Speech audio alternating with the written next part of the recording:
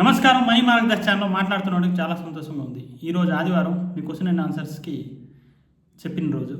ఈసారి దగ్గర 3 క్వశ్చన్స్ వచ్చాయి. ఒకటి బంగారం గురించి, రెండవది మ్యూచువల్ ఫండ్లో ఇన్వెస్ట్ చేయొచ్చని, మూడవది ఏదైనా మంచి స్టాక్ ఉంటే చెప్పండి ఒకటి అని. ఓకే, సో ఫస్ట్ క్వశ్చన్ మనం చూసినప్పుడు కంటే మ్యూచువల్ ఫండ్లో ఇన్వెస్ట్ చేయొచ్చా లేదా అని ఒకరిని అడిగారు. అతని పేరు శ్యామచంద్రరావు అని అనుకుంటాను. అతను ఏం అడిగారంటే మ్యూచువల్ ఫండ్లో ఇన్వెస్ట్ చేయొచ్చా లేదా అని అంటే ఇప్పుడు మ్యూచువల్ ఫండ్ లాస్లో ఉంది, ఇంకా వస్తానా, ఇంకా పెరుగుతుందా అని అంటే మ్యూచువల్ ఫండ్ చూసామంటే ఇప్పుడు మోస్ట్లీ లాస్ట్ 1.5 year నుంచి ఉంటుంది, ఇంకా ఇక మీద కూడా ఉంటుంది. ఎందుకని అనుకుంటామంటే మార్కెట్ పడుతున్నప్పుడు మ్యూచువల్ ఫండ్ అవుతున్నది చిన్న స్టాక్స్ ఎక్కువగా అగ్రెసివ్గా ఇన్వెస్ట్ చేస్తారు. చేసినప్పుడు ఏటవుతుందంటే చిన్న స్టాక్స్ భయంకరంగా పడతాయి, ఫస్ట్ లార్జ్ స్టాక్ తక్కువగా పడతాయి. సో ఆ కాంబినేషన్ ఉన్నప్పుడేమో మ్యూచువల్ ఫండ్ దాంట్లో ఎక్స్పెన్స్ రేషియో కూడా చూసుకోవాలి. దాంతోపాటు వాళ్ళేమో ఎగ్జిట్ లోడ్ అయి ఉందని చూడాలి. ఈ 2 విధాలు చూసామంటే మ్యూచువల్ ఫండ్ వేయడం ఇప్పుడు అంత అవసరం లేదు. మ్యూచువల్ ఫండ్స్ కూడా ఇప్పుడు అంతగా అన్ని మార్కెట్లో ఒక ఐపీఓ సేల్ వెళ్తున్నాయి. ఐపీఓలోకి వెళ్ళాలంటే డెఫినెట్లీ మ్యూచువల్ ఫండ్ పడడానికి అవకాశాలు చాలా ఎక్కువ ఉన్నది. ఐపీఓ చేసినవన్నీ కూడా ఇప్పుడు చూసామంటే దగ్గర 190 ఐపీఓస్ వచ్చాయి. 195 ఐపీఎస్లోని దగ్గర 35 ఐపీఎస్ఏ ప్రాఫిట్లో ఉన్నాయి, మిగతా ఐపీఓస్ అన్ని లాస్లో ఉన్నాయి. అంటే అవన్నీ ఇన్వెస్ట్ చేసింది ఎవరు అంటే మెజారిటీ అంటే మ్యూచువల్ ఫండ్ ఇన్వెస్ట్ చేశారు. వాళ్ళందరూ లాస్. మ్యూచువల్ ఫండ్ ఎక్కడి నుంచి వస్తుంది? మన డబ్బులే, అది మ్యూచువల్ ఫండ్కి వస్తుంది. సో ఫస్ట్ క్వశ్చన్కి ఇది ఆన్సర్. ఇలాంటివన్నీ మీకు తెలుసు. సెకండ్ క్వశ్చన్ అవుతున్నది మన బంగారం కొనొచ్చా లేదని. బంగారం ఒక ర్యాలీగా అయిందన్నమాట. ఒక చూసామంటే లాస్ట్ ఇయర్లో 65% రిజల్ట్ పెరిగింది, ఇంకా ముందంత పెరిగింది. మార్కెట్ భయంకరంగా 6,000 నుంచి వచ్చి సడన్గా 15,000కి వెళ్ళింది. అంటే ఒక 6-7 నుంచి డబల్ అయిందన్నమాట. ఇంత షార్ప్ మూమెంట్ ఏంటంటే అంటే వరల్డ్ జియో పాలిటిక్స్, ఒకటి యుక్రెయిన్ వార్ ఏంటిది, దాని తర్వాత రష్యాతోని శాంక్షన్స్ ఏంటిది, దాని తర్వాత ఏమో ఇరాన్ మీద యుద్ధం అయింది. ఇవన్నీ అవడం వల్ల మార్కెట్ ఆటోమేటిక్గా పెరిగి, దాంతోపాటు మార్కెట్ పడడం వల్ల ఆటోమేటిక్గా బంగారం పెరగడం అయింది. బంగారం పెరిగింది. దాని తర్వాత మన ట్రంప్ ఏమో ఏం చేశారంటే మన ఇంట్రెస్ట్ తగ్గించడానికి అతని తన గవర్నర్తో ఎక్కువగా ప్రెషర్ చేయడం వల్ల ఇంట్రెస్ట్ 1-2 సార్లు తగ్గించడం వల్ల ఆటోమేటిక్గా బంగారం రేట్ పెరుగుతుంది. వెండి రేట్ కూడా పెరిగింది, బాగా ర్యాలీ వచ్చింది. ఇప్పుడు చూసామంటే బంగారం నార్మల్ చూసామంటే 14,500 నుంచి 15,000లోని ఆ రేంజ్లోనే ఉన్నది. ఇప్పుడు నేను చెప్తున్న 22 క్యారెట్. ఓకే, ఈ రేంజ్లో ఉంది. ఈ రేంజ్లో మనం ఏం చేస్తుందని, ఈ రేంజ్లో ఏంటి ఇప్పుడు మనం ఏం చెయ్యాలంటే ఇంకా బంగారం అంత పెరగడానికి అవకాశాలు తక్కువగా ఉన్నది. ఎందుకంటామంటే ఇప్పుడు ఎప్పుడైతే మనకి నిత్యావసర రేట్లు ఇన్ఫ్లేషన్ పెరుగుతుందో అప్పుడు బంగారం తగ్గుతుంది. ఎందుకంటామంటే ఎప్పుడైతే ఈ నిత్యావసర రేట్లు పెరుగుతుందో బంగారం డిమాండ్ తగ్గి కొనడం తగ్గించి నార్మల్ చేస్తారు. ఒకటి. సెకండ్ అవుతున్నది ఏంటంటే మన యూఎస్లో ఇంట్రెస్ట్ రేట్లు తగ్గిస్తారు. తగ్గించినప్పుడు అంతా ఇంట్రెస్ట్ రేట్ ఇది బంగారం పెరుగుతుంది. ఎప్పుడైతే పెంచుతారో అంటే ఇంట్రెస్ట్ రేట్ పెంచగానే ఆటోమేటిక్ బంగారం తగ్గుతుంది. అది వైస్ వర్సా రిలేషన్షిప్లో ఉంటుంది. దాని గురించి డీటెయిల్గా ఒక వీడియో చేశాను, మీరు వినవచ్చు కింద, బంగారం గురించి అని. ఎందుకని సో ఈ సిచ్యువేషన్లోనే బంగారంలో మనం ఇన్వెస్ట్ చేయడం అన్నది అంత న్యూట్రల్గా రాదు.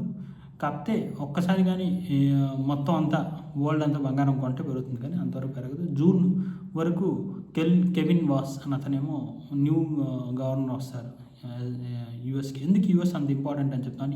ఏ బంగారం అనేది ఇంపోర్ట్ చేస్తాం అన్ని కంట్రీస్ డాలర్ని ఇంపోర్ట్ చేస్తాయి. సో డాలర్ తలక వాల్యూ పెట్టి బంగారం రేట్ కూడా పెరగడం తక్కువ అవుతుంది. సో అందుకని అతని ఇంట్రెస్ట్ రేట్లు తగ్గించాలి అని ట్రంప్ ప్రెషర్ చేస్తున్నారు. తగ్గించారంటే బంగారం డెఫినెట్లీ పెరగదు, లేకపోతే పెరగదు, న్యూట్రల్గా ఉంటుంది, తగ్గుతుంది. ఈ రోజుల్లో చూసాను, గత వారం 10 రోజులు చూసాంటే 1% ఆర్ లెస్ దాన్ 0.5% అలా తగ్గుతూనే ఉంది. ఎందుకు రీజన్ అంటే ఉందంటే బంగారం ఆల్మోస్ట్ పెరిగింది ఫస్ట్. సెకండ్ అవుతున్నది ఇప్పుడు జియో పాలిటిక్స్ బంగారం మీద ఎంత లేదు. రష్యా కూడా బంగారం అమ్మడం స్టార్ట్ చేసింది కొంతవరకు, అండ్ చైనా కూడా అమ్మడం స్టార్ట్ చేసింది. సో బంగారం వెండి అంత పెరగదు, న్యూట్రల్గానే ఉంటుంది. ఇది అవుతుంది సెకండ్ క్వశ్చన్. థర్డ్ క్వశ్చన్ అవుతుంది ఏంటంటే ఏదైనా బెస్ట్ స్టాక్స్ అని ఏంటి లేవండి. మార్కెట్లో ఏటవుతుందంటే మార్కెట్లో ఏది బెస్ట్ రైట్ అనేది ఏదైతే మనకు టెక్నికలీ ఆర్ ఫండమెంటలీ కరెక్ట్గా ఉందో అదే బెస్ట్ స్టాక్. అది ఎంత మంచి స్టాక్ అయినా ఉండొచ్చు, అది ఎలాంటి స్టాక్ అయినా ఉండొచ్చు. ఆ స్టాక్ కానీ ఫండమెంటల్ కరెక్ట్ అయిపోయింది, ఆ టెక్నికల్ కరెక్ట్ అయిందని డెఫినెట్లీ పడుతుంది. ఫస్ట్ మీకు ఇండికేషన్ ఇస్తుంది, టెక్నికల్ అనాలిసిస్ ఇండికేషన్ ఇస్తుంది. సెకండ్ అవుతుంది fundamental analysis indication. Technical analysis చూసామంటే అది స్వింగ్ ట్రేడింగ్ చాలా పనిచేస్తుంది. ఫండమెంటల్ అనాలిసిస్ చూసామంటే లాంగ్ టర్మ్ పనిచేస్తుంది. బట్ లాంగ్ టర్మ్ అనే కాన్సెప్ట్ రోజుకి తగ్గుతుంది.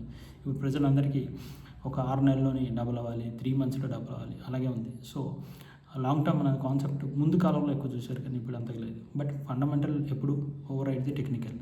సో టెక్నికలీ చూసామంటే బంధన్ బ్యాంక్ డెఫినెట్లీ 176 ఉంది, 195 వరకు వెళ్ళొచ్చు. ఓకే, 5% డెఫినెట్లీ పెరుగుతుంది. అలాగే ఆస్ట్రా డిఎం అది హాస్పిటల్, అది ఎందుకు హాస్పిటల్ ఎక్కడ ఉందంటే ఒక గల్ఫ్ ఏరియాలో ఉన్నది. ఆ గల్ఫ్ రీజన్లో ఎక్కువ హాస్పిటల్స్ ఉన్నాయి. సో అక్కడ గల్ఫ్లో యుద్ధం అవుతుంది కాబట్టి ఆ ఏరియాలో డెఫినెట్లీ ఆ హాస్పిటల్ పెరుగుతుంది. ఇప్పుడు ఇండియా కూడా వచ్చి ఇండియాలో ఎస్టాబ్లిష్ చేస్తున్నారు మెట్రో సిటీస్లో మొత్తం.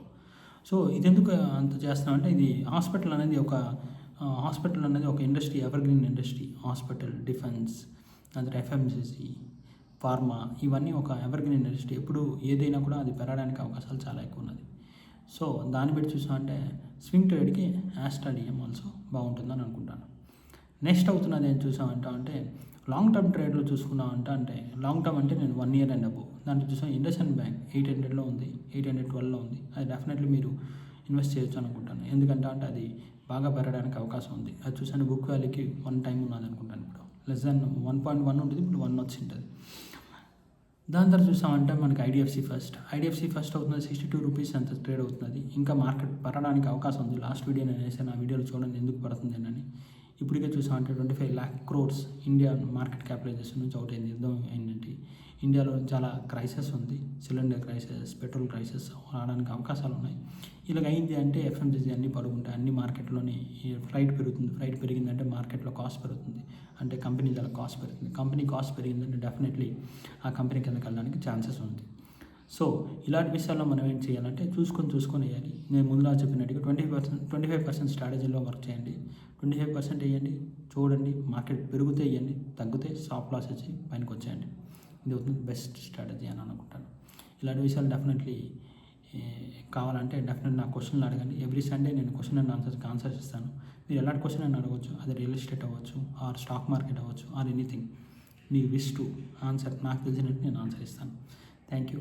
మీరు ఏదైనా ఇన్వెస్ట్ చేస్తున్నప్పుడు మీ సెబీ రిజిస్టర్డ్ అడ్వైజర్కి కనుక్కొని ఇన్వెస్ట్ చేయండి. ఎందుకంటే అతనే, నేను సెబీ రిజిస్టర్డ్ అడ్వైజర్ కాదు, ఆమె chartered accountant. Signing off, C Kishore. Thank you.